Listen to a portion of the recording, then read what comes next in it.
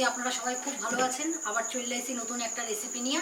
আজকের রেসিপি আমি লাল শাকের টক দেখাবো আপনাকে।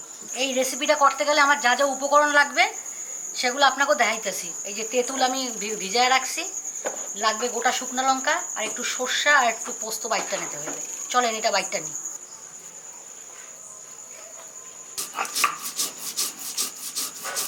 গ্যাসটারে ধরাই নেব, সামান্য একটু তেল দিব,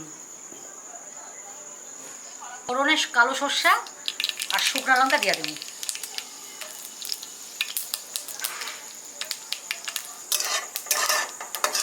এইবার শাকটারই তেলের উপরে দিয়ে দেব।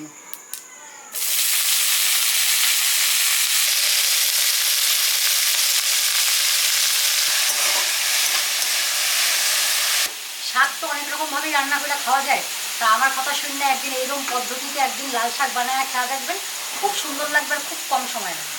এই হলুদ দিয়ে দিলাম, একটু নুন দিয়ে দিলাম। আমরা তো শাকে নুন হলুদ দিয়ে দিছি, এবার 2-3 মিনিট একটু হালকা আছে ভাইজা নিই, তারপরে বাকি সব জিনিসগুলো দিই। এই দেখেন শাকটা আমার একটু ভাজা ভাজা হয়েছে হালকা, এর মধ্যে সামান্য পরিমাণে একটু জল দিয়ে দিন। জল আমাকে ফুটতে গেছে, এইবার তেঁতুল গোলা জলটা দিয়ে দিন। আপনারা যে যেরকম টক খান ঝাল খান আপনারা দিতে পারেন। আমার শাক অল্প, তাই খুব একটা আমি টক দিন না। টকটারে ব্যালেন্স রাখার জন্য একটু মিষ্টি দিয়ে দিব।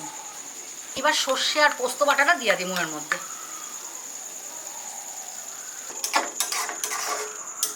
সব কিছু দেওয়া আমাকে হয়ে গেছে, দেখতেই পারতেছেন কত তাড়াতাড়ি হইতে আছে রেসিপিটা। এইবার মিডিয়াম আঁচে দিয়ে 5 মিনিট ফুটাইলে আমাকে রেসিপি কমপ্লিট হয়ে যাবে। তারপর গরম গরম ভাতে পরিবেশন করবেন, দেখবেন আর কিচ্ছু মুখে ভালো লাগবে না এই শাক ছাড়া। আমাকে রেসিপি কমপ্লিট বন্ধুরা, দেখেন এবার গরম ভাতে পরিবেশনের পালা। বন্ধুরা, আজকের এই ভিডিওটা যদি আপনাকে ভালো লাগে থাকে তাহলে নিশ্চয়ই লাইক শেয়ার সাবস্ক্রাইব করে দেবেন। আর আমার আজকের এই রেসিপিটা যদি আপনাকে ভালো লাগে থাকে তাহলে অবশ্যই কমেন্ট বক্সে জানাইবেন।